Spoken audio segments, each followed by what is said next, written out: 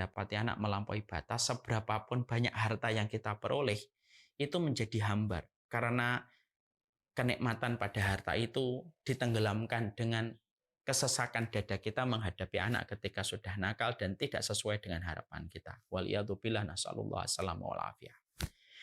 Maka disitulah kita akhirnya paham, bisa jadi anak yang bandel itu justru memberikan manfaat. Banyak orang tua yang akhirnya mengganti arah kompas hidupnya ketika mereka mendapati anak mereka melampaui batas. Pernah dengar? Ada orang tua yang tobat setelah dia menjumpai anaknya bunuh diri, tetapi masih bisa diselamatkan. Banyak kita jumpai orang tua yang asalnya tidak pernah berkomunikasi antara suami istri disebabkan pertikaian dan gesekan di antara mereka. Tapi ketika mereka mendapati anak mereka tertangkap narkoba, dua-duanya ayah dan ibunya menangis dan akhirnya mereka menyadari kesalahannya ketika mereka mendapati anaknya itu terlibat masalah narkoba. Bukankah kita sering mendapati banyak orang tua yang sibuk dengan kesenangannya, mungkin banyak berzina, yang ibu-ibunya juga banyak melakukan perkara-perkara dosa ketika dia ingin membalas kelakuan suaminya sampai anaknya tidak terurus dan tidak tertangani ketika ibu dan bapaknya sibuk dengan semua kegiatan dan aktivitas dosa-dosa mereka sampai anaknya akhirnya mungkin hamil sebelum menikah. Ketika anaknya hamil sebelum menikah, barulah sang ayah tersadar. Kegiatan berzina itu ternyata juga berakibat sama anaknya. Menjadikan seorang ibu akhirnya sadar. Ternyata kegiatan dia membalas dendam perbuatan suaminya dengan dosa itu akhirnya berakibat pada dosa yang terjadi kepada anaknya ketika hamil sebelum menikah. Akhirnya itu jadi kebaikan. Itulah yang Allah sampaikan. Abaukum wa abnaukum la tadruna ayyuhum aqrabu lakum naf'ah. Kamu itu tidak tahu. Di antara anak yang kita harapkan, mana yang akan memberikan manfaat? Bisa jadi anak yang bandel justru memberikan manfaat kepada kita dengan ujian yang dia berikan kepada kita, mendorong kita untuk lebih dekat dan lebih taat kepada Allah. Bisa jadi orang yang tidak diberikan keturunan, dia bercermin dengan ayat ini akan menjadi tenang. Oh, dia tidak diberikan keturunan, bisa jadi itu ada kebaikan yang akan dia petik. Bagaimana manisnya madu atas ridhonya dia kepada takdir itu pada pengadilan Allah. Maka perhatikanlah ketika kita sudah memiliki anak di rumah kita. Ayo kita baca kaidah ini. Abaukum wa abnaukum la tadruna ayyuhum aqrabu lakum naf'ah. Kamu tuh enggak ngerti di antara anak-anak yang kamu miliki manakah yang akan memberikan manfaat kepada dirimu. Berbuat adillah kepada setiap anakmu. Jangan menganggap anak perempuan itu sumber kesialan, tetapi justru sumber rahmat dan kebaikan kalau kita menyikapinya dengan ridho. Bisa jadi ketika kamu belum diberikan keturunan oleh Allah, itu ada kebaikan daripada kita mendapatkan anak yang justru bisa dikhawatirkan memurtadkan kita. Dan bisa jadi dari ayat ini, kaidah ini berjalan yang keempat, yaitu adalah bisa jadi ada yang anak yang bandel, yang kita selalu merasa teruji dengan keberadaan anak itu, tapi justru anak itu membuat kita sadar untuk merubah kompas kehidupan kita menuju kepada Allah dan akhirat kita. Kita tidak tahu di antara semua masalah yang kita hadapi bersama anak dan keluarga itu manakah yang sejatinya akan memberikan manfaat dalam kehidupan yang kita petik di akhirat. Ayat ini begitulah kalau kita relate dan kita kaitkan pada kehidupan sehari-hari. Bagaimana kaidah ini ketika berjalan pada kaidah umum, pada amal. Maka ayat ini itu juga menyenggol dan menyinggung tentang masalah amal. Jangan suka meremehkan amal.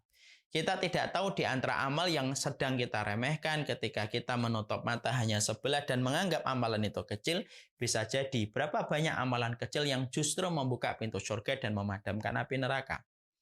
Al-jannatu aqrabu ilaikum min syirakin alikum. Sesungguhnya surga itu lebih dekat daripada tali sandal kita.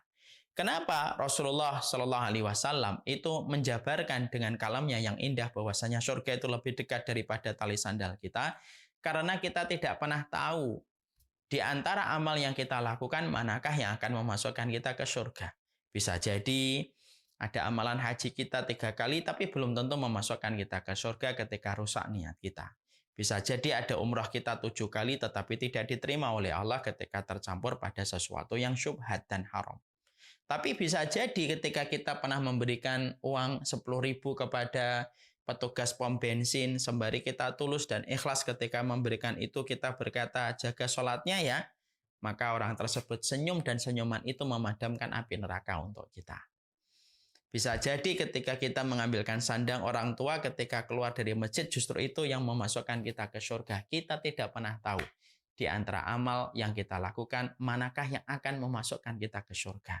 Jangan suka meremehkan amal. Artinya, kamu tidak tahu amal yang kamu remehkan bisa jadi itu amal yang memberikan banyak manfaat dalam dirimu.